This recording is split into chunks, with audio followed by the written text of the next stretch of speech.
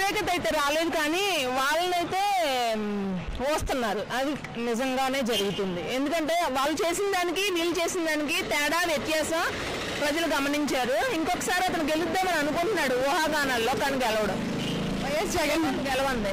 YS Jaganmohan Reddy గారు పోలీసులను ఉద్దేశించి ఏ ఒక్కరిని విడిచిపెట్టాం, సప్త సముద్రాల అవతల ఉన్న లాక్కొచ్చి మరి మీ అంత చూస్తామని వ్యాఖ్యలు చేస్తున్నారు. జగన్ వ్యాఖ్యలపై మీ స్పందన ఏంటి? ఒకసారి ఎయిర్పోర్ట్ లో ఒకసారి ఇలాగే మాట్లాడారు, పేలేరు. కానీ మీరు అధికారం వచ్చిందని చెప్పేసి మీ ఇష్టం వచ్చినట్టు చేశారు. చంద్రబాబు గారిని 53 రోజులు జైల్లో పెడదామని చెప్పి పెట్టారు. కానీ పవన్ కళ్యాణ్ గారు వచ్చి అది అబద్ధమని చెప్పి నిరూపించి తీసుకొచ్చి బయటకు పెట్టారు. ఎలక్షన్ లో గెలిపించారు. మిమ్మల్ని భూస్థాపితం చేస్తామని చెప్పారు, అధపాతాలను తొక్కుతానని చెప్పారు. అది చేసి చూపించారు పవన్ కళ్యాణ్ గారు. నేను అధికారంలోకి వస్తే అందరికీ సినిమా చూపిస్తాను జగన్ వ్యాఖ్యలు చేస్తున్నారు. మీ అభిప్రాయం ఏంటి? ఇప్పుడు ఆల్రెడీ ఆయన సినిమా చూస్తున్నాడు, ఇంకేంటి చూపించేది? ఆయన చూస్తున్నాడు. వాళ్ళ వాళ్ళందరినీ ఒక్కసారి వేస్తే బాగోదని చెప్పి పాపం బాధపడుతున్నారని చెప్పి ఒక్కొక్కళ్ళు వేసుకెళ్తున్నారు. అది తెలియట్లేదు. ఇంకా సినిమా వాళ్ళు చూసుకుంటూ మా అమ్మని చూపిస్తానంటున్నారు. 2027లో జగన్మోహన్ రెడ్డి పాదయాత్ర చేస్తానంటున్నాడు. ప్రజలు ఆదరిస్తారంటారా? అసలు ప్రజలు బయటకు కూడా రారు. ఎవరో చూడడానికి ఎవరెవరు ఇచ్చారు అనుకుని వెళ్ళిపోతారు.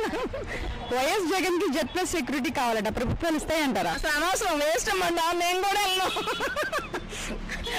ఒకవేళ జగన్ అధికారంలోకి వస్తే అమరావతిని రాజధానిగా ఉంచుతాడా, తీసేస్తాడా? తీసేస్తాడు. 3 కాదు 18 చేస్తాడు. ఇప్పుడు చంద్రబాబు గారు మే నెలలో తల్లికి వందనం ఇస్తా అన్నారు. మే నెల వచ్చేసింది, మరి తల్లికి వందనం ఇంకా ఏం లేదు కదా. అంటే జగన్ ఖాళీ చేసిన ఖజానా ఇంకా పూర్తి చేసుకోలేదు. పాపం వాళ్ళు మాత్రం ఏం చేస్తారు? ఖజానా వాళ్ళు సొంత డబ్బులు అయితే తేలేరు కదా.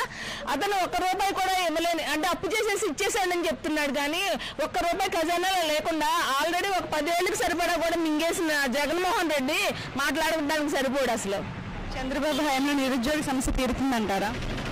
తీరుతుంది. ఎందుకంటే డ్యామ్ షూర్గా కొంచెం టైం కావాలి. ఎందుకంటే పాపం చేస్తానన్న పని ఒకవేళ చంద్రబాబు గారు ఏమన్నా తగ్గినా కూడా పవన్ కళ్యాణ్ గారు తగ్గే విషయం కాదు. పవన్ కళ్యాణ్ గారు ఇస్తాను అంటే ఇచ్చి తీరుతారు. ఆల్రెడీ నిజాయితీ పరుల్లో నెంబర్ 1 ప్లేస్లో పవన్ కళ్యాణ్ గారు ఉన్నారు. సో వెనకాతలు ఆయన ఉన్నారనే ఉద్దేశంతో వేరే ఆవేశంతో ఓట్లేశారు, గెలిపించారు. అత్యధిక మెజారిటీతో, భారీ మెజారిటీతో గెలిపించారు.